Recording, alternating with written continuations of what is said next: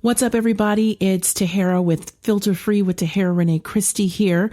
Today's topic is really near and dear to my heart. Since I am a life coach and I really do enjoy helping people live their best lives, I figured I'd do an episode of Filter Free with Tahera Rene Christy exclusively talking about the best life coach advice that I can give that works with just about any situation that you may have. So let's go ahead and explore this topic, and we'll kick it off with my theme song. Here we go.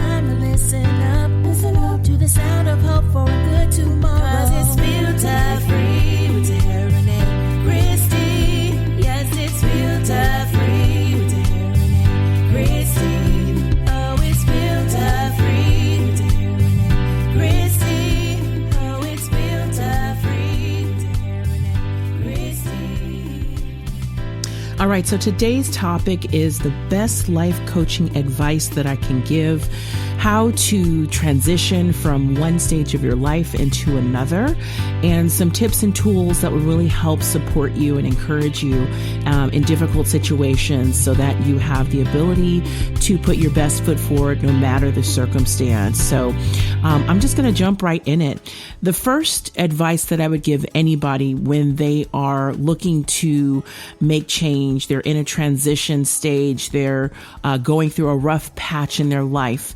The first thing I would say is just be yourself. I think that many of us, when we are in difficult situations or uncharted territory, oftentimes we shut self down and we kind of go into panic mode, or we start asking advice from everybody else in the world about what we should do. And what would you do? You know, that question will get thrown out because we feel like the answers that are within us aren't good enough. And the reality is you are encompassed with everything that you should know. What your job is to do is research, of course, the statistics, the data, the information outside of your knowledge base to know how to move forward. But there's a little something inside of all of us that helps us to know when something feels good and feels right, and when it's not right. And that little voice inside of you, we oftentimes will ignore or think that somebody else's little voice inside them is better than our own, but you really are your best advocate. So don't discount what you offer to the world, and especially to yourself, because our Creator kind of gave us this internal compass, this internal navigation to directions that we should go. Oftentimes we want to go left and we knew to go center, but we're like, okay, we'll just go left because that's kind of where everybody else is. And maybe this will work, and there's money in this direction, or there's opportunity that other people have, and maybe that'll work for me. And then it doesn't work. And then you're back at the center of the beginning of that crossroad all over again. Cause we're all kind of doomed to repeat life over and over and over again until we get stuff right. But I'd say back off of where you think you should go according to the advice of external entities, and really go with that gut feeling. Being yourself and honoring who you are and who you're created to be will give you that encouragement, will give you that confidence that you need in order to really make a positive transition into wherever you're trying to be. So that's the first thing. Be yourself.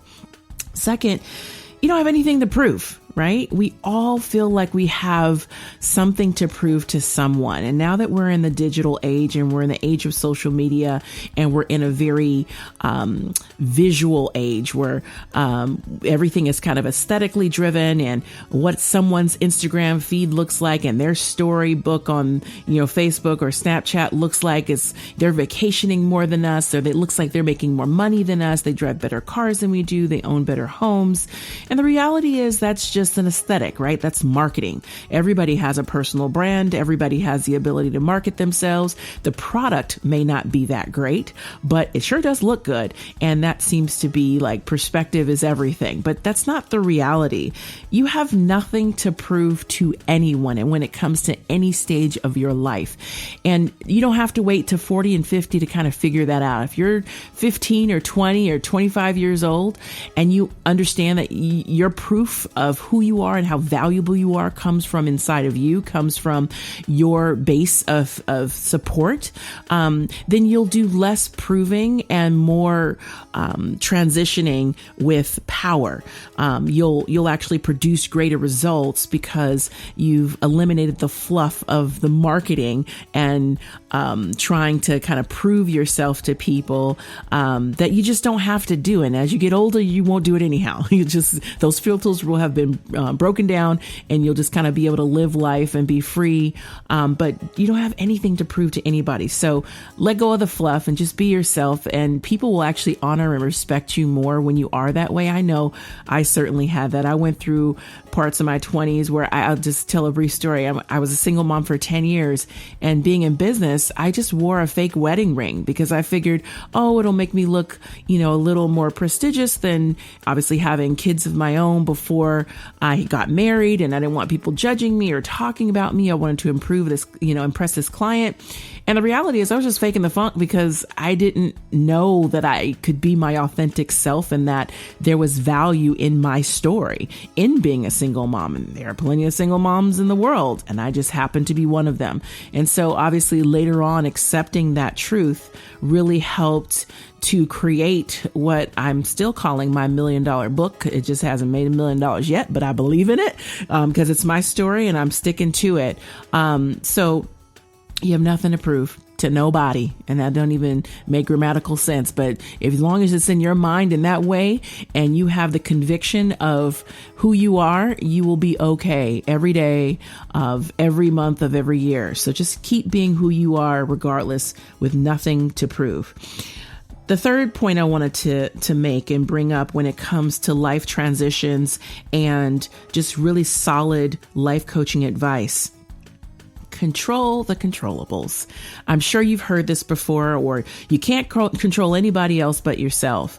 Control is such a big thing. And I have coached so many people with helping them understand the dynamic of control. Control is a responsibility that most people either don't have the skill set to manage or the responsibility of ethics to carry out. We all want to be in control, but too much is given, much is required.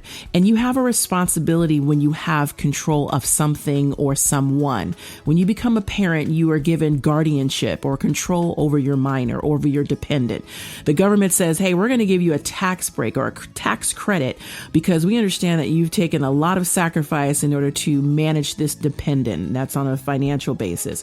Or you have control over your career. So you can go to school and you can get whatever degree you want to get, to have whatever career path you decide you want to have. You have control over that. And then there's the things you can't control. You can't control the weather. You can't control traffic. You can't control someone's thought process or how they feel about you. You can't control any of those things. But the one thing you really have 100% control over is yourself.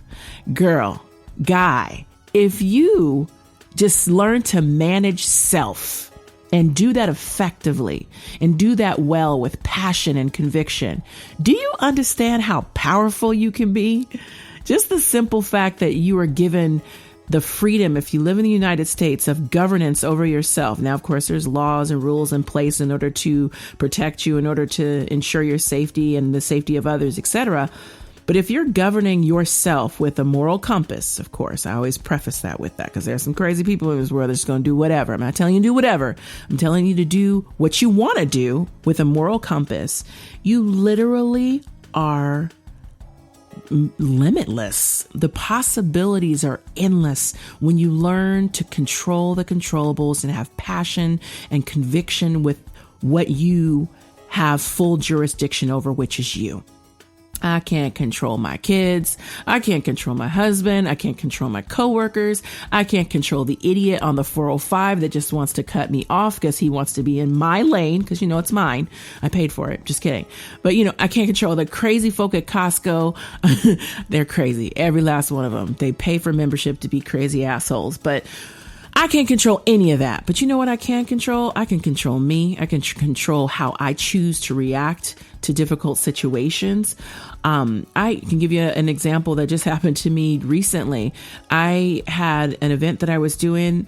I was given the wrong venue information. I showed up 15 minutes early, as I always do for all of my events. And at the time that I was due to be here, when I finally got the information, it was at a whole nother event, 15 minutes up the road. I didn't curse. I didn't holler. I didn't get upset. I drove my happy self to the next event. I set up my equipment and I controlled the music. Okay. Cause I DJ. So that's what I could control. Couldn't control when I arrived. I couldn't control the mistake that was made. All of that was outside of my control. So why am I going to get upset about it? Why am I going to create anxiety within myself, be angry about it? And guess what? I got paid extra once that thing was over because I learned how to control myself, control my anger, control my temper. And this was just a business transaction. So business wise, a mistake was made. Hey, it wasn't my fault. I actually, in the end, got more out of the situation. So if you can learn to control yourself, you have limitless power. The next point, the fourth point I want to make, and is one of the greatest life coaching advice that I can give. Don't take yourself too seriously. We all are so serious. Now, granted, there are times to mourn. There are times to be serious. There are times to take things in perspective higher than just nonchalance, right? We don't want apathy. We don't want you to be like, oh, I don't care. I don't give a F-U-C-K. Well, we want you to care, okay? Because it's important. You want somebody to care about you. You got to care about the things around you and that are outside of you. I am not advocating narcissism. I'm an empath, for God's sake.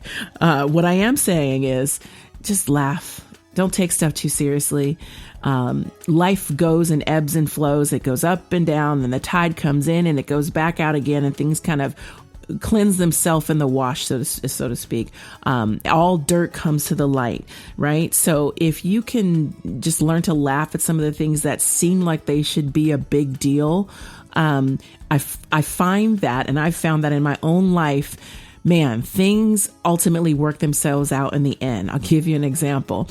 I was a single mom. I found that I was pregnant again with twins.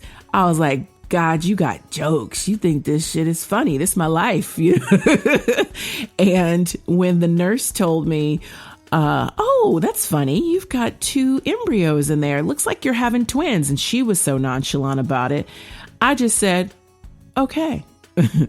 I thought, of course, about the implications of that, how much my life was going to change, how much money I didn't feel like I had or even made at the time to be able to make this huge transition. And I didn't know how I was going to do it, but I just knew I'm a blessed individual and God has always had my back. And I just literally laughed it off. And almost 15 years later, I'm still laughing. I'm still happy. I'm still experiencing all the blessings of what seemed at the time to be like a true devastating blow, because it was a lot, right? I'm a single mom. Here I am going to have to raise 3 children by myself and do the best that I can. But all I did was continue to pray and continue to believe and have faith that I can do all things through Christ who gave me strength. And that was my motivation at the time. And it really did work for me. And that's the space that I was in. And I still have that faith in my ability to succeed and my faith in my belief that propels me forward. So, man, just laugh, because you know what? It all works out in the end. Some things take a little bit longer than others, but you deserve the very best out of life. And I can tell you now that I'm absolutely receiving the benefits of holding on and being strong through such difficult periods in my life. The 5th thing that I want to point out to you that oftentimes was pointed out to me, and I thank God for the village that I've always had, best life coach advice that I can give you about where you are in your life, whether you feel like you're doing good or you feel like you're really effing up right now. You're doing great. Let me tell you, oftentimes, especially in the US, we have what's called first world problems. The mechanic can't get my car in for another week, and I gotta, get a rental car for a week, and I gotta waste that money on a rental car. Or I took a test and I got a C- on the test, which dropped my grade point average down to a C, and I was really trying to get that B- for that scholarship.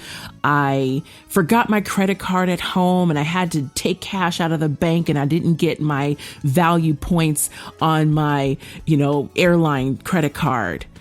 Those are first world problems.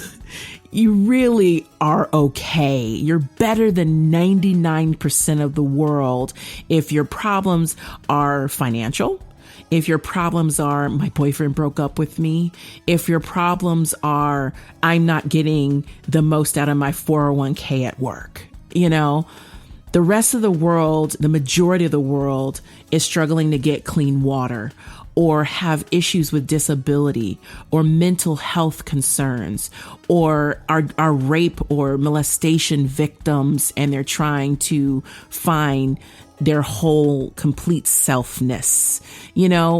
The reality is, whatever you think that you may be going through that is difficult for you, and I am not downplaying issue or downplaying your concerns about anything you may be going through life, but I am saying you're doing a great job with where you are, with what resources you have, and with what you're doing with what cards you were dealt.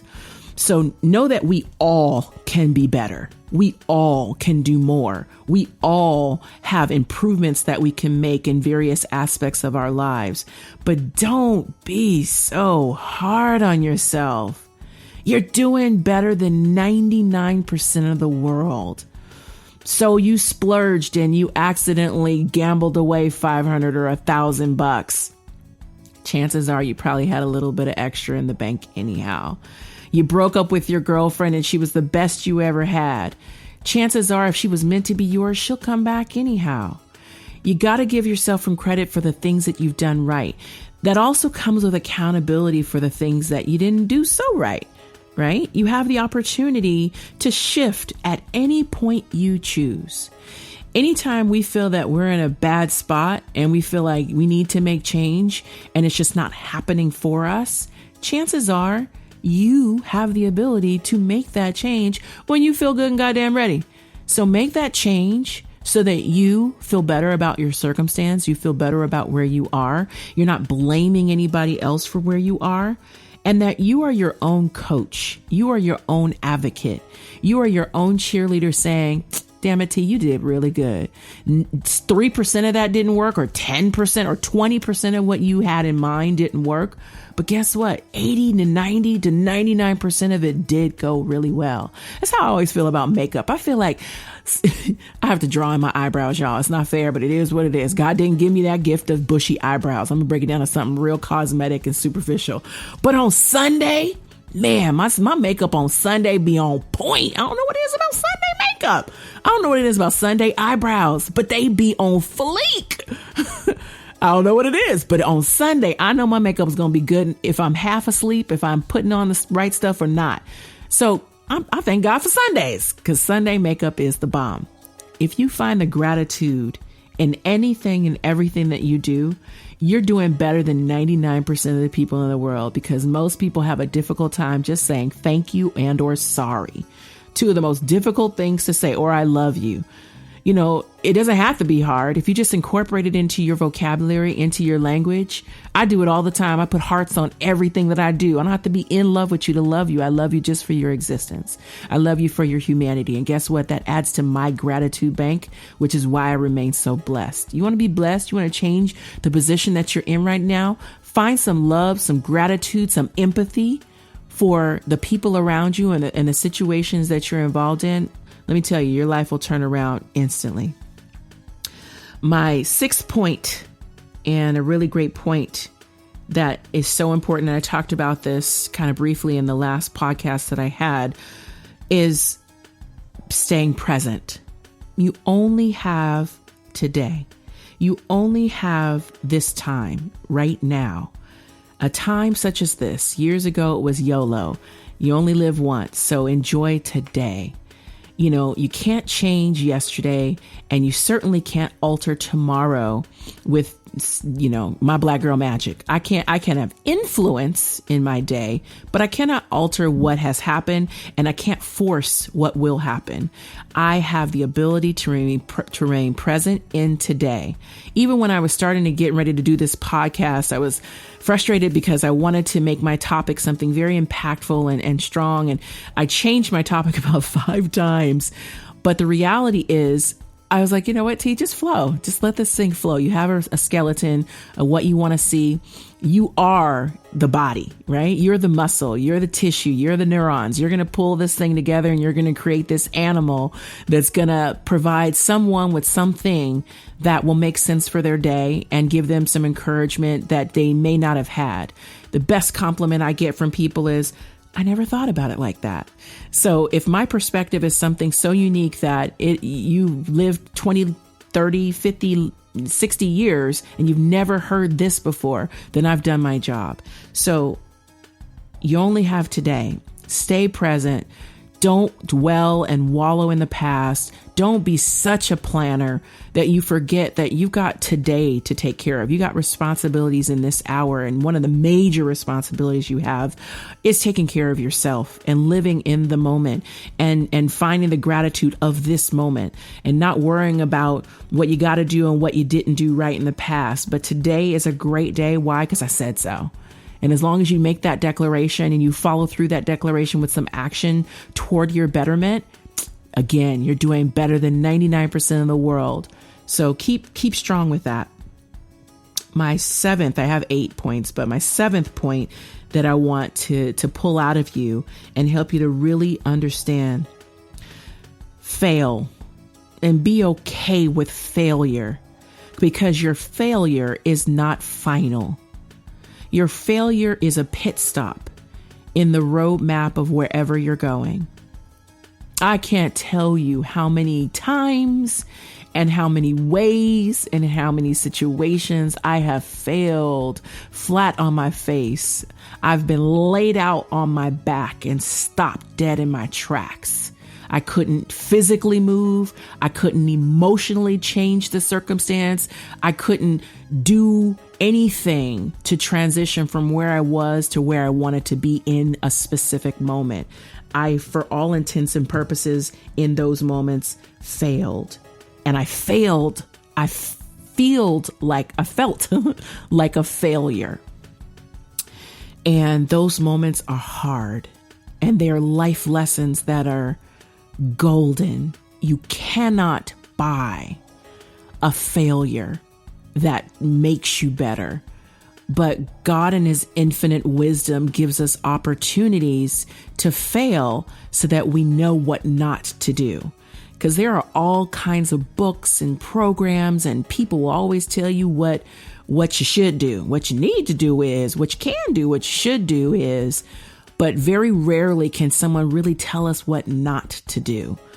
And that only happens through not doing it well or not doing it right and figuring out on our own what makes sense for that particular case.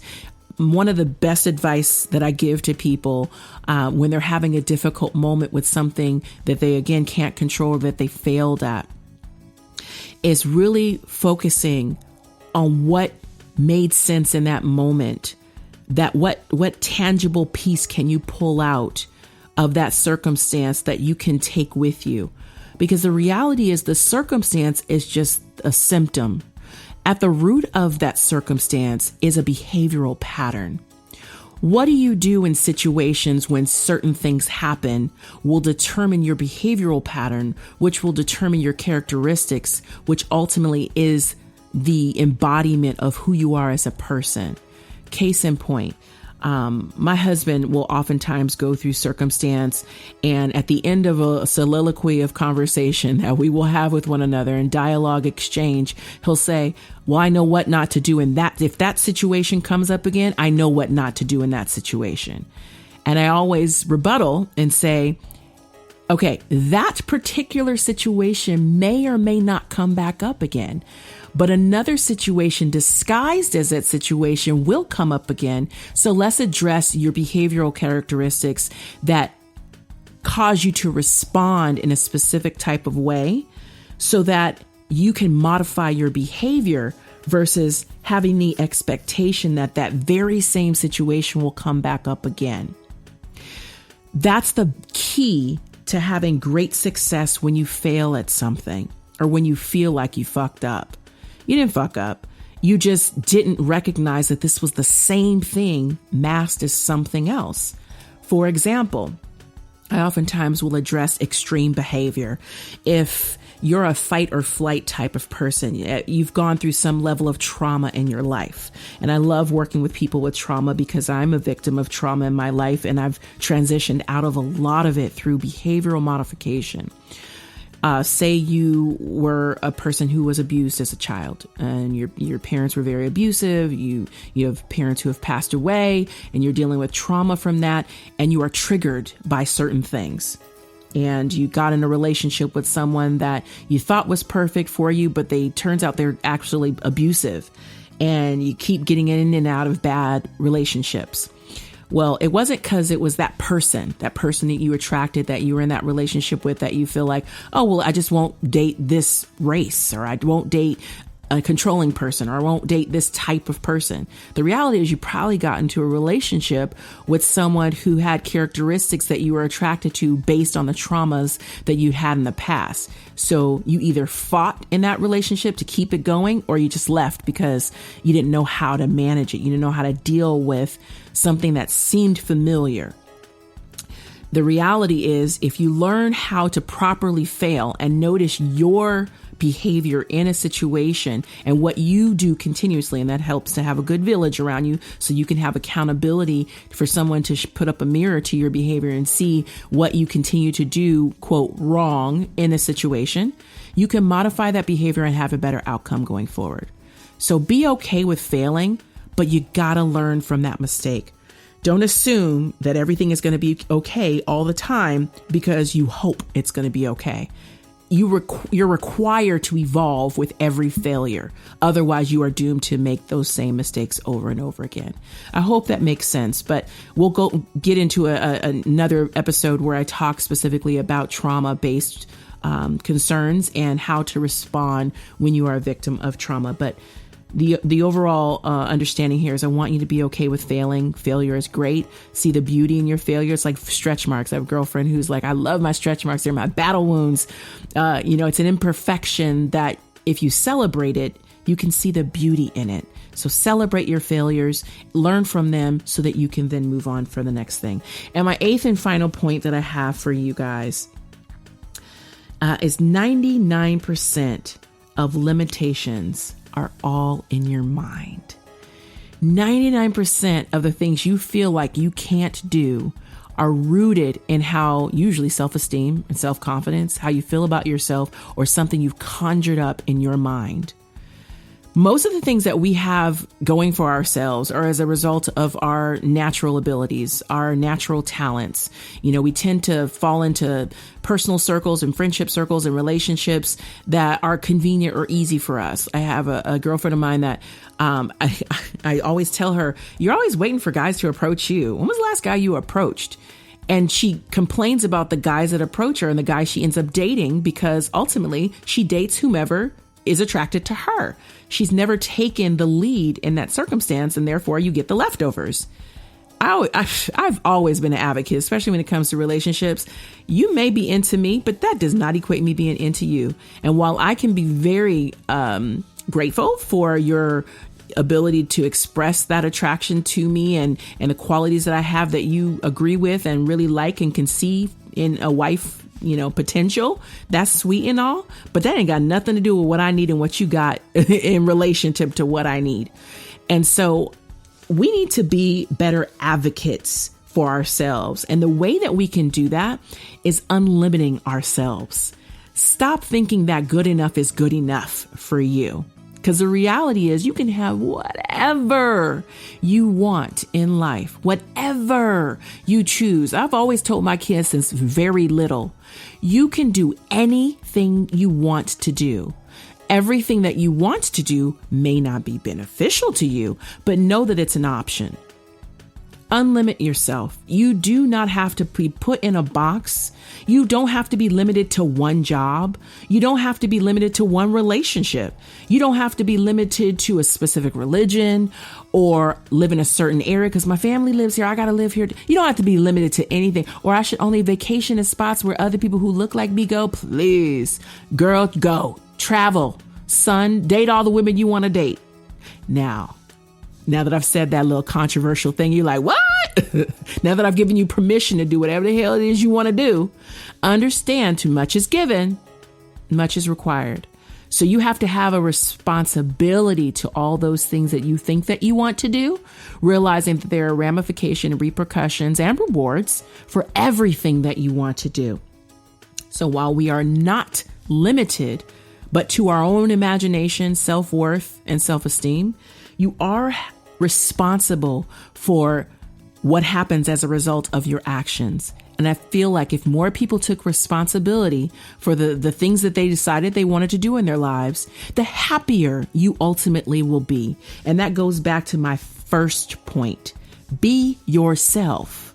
Take responsibility for who you are, your quirks, your issues, your triumphs, your successes, your talents, your gifts, your goals, your hang-ups. Take responsibility for who you are and understand that you can be and do whatever you want to do as long as you have a moral compass. Okay. So I hope you see that all of this advice that I'm giving to you is really, truly intertwined in one big hub of advice that is centered and rooted in knowing self. You can't know who you are until you've done the work to know who you are so that you can be the yes and the no and the buck that stops with whom you are, your essence, your aura, your persona, your powerful force is all encompassed. Be who you are, love who you love, have what you have because you want it, because you've advocated for it, because you've worked hard for it, because you sacrificed for it, whatever it is. Again, as long as you have a moral compass, as long as you know right from wrong and you're willing to be responsible for your actions, your decisions, and you're not going to blame anybody else for the outcome of whatever it is you wanted to do. As long as you have that, continue to shine in the beauty of the gifts that you are given because you are deserved them. Be okay with failing and be bask in the success of taking that failure and taking it to the next level. You have nothing to prove to anyone. So control yourself. Don't take yourself too seriously. Laugh. You are absolutely doing a great job. And staying present will only help you to stay mentally sane and satisfied in your work. So that way your failure is never your destination. It's just a simple stop in the road that you're going in. And you are limitless. You are powerful beyond measure.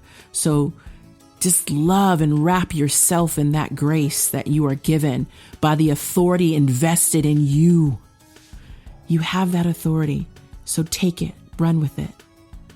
I'm so proud of each and every one of you for getting through this entire podcast. I know there were a lot of points that were made, but I hope you grabbed a nugget or two that can help support you in your journey.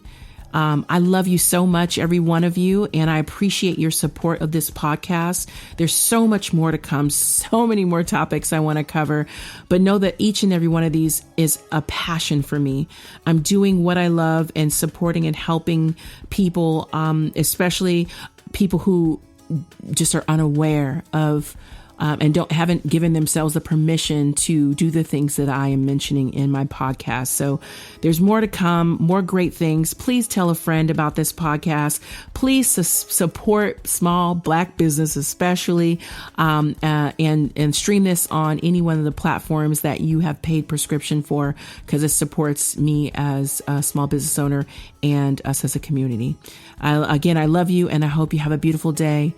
Love yourself through everything that you do. Take care.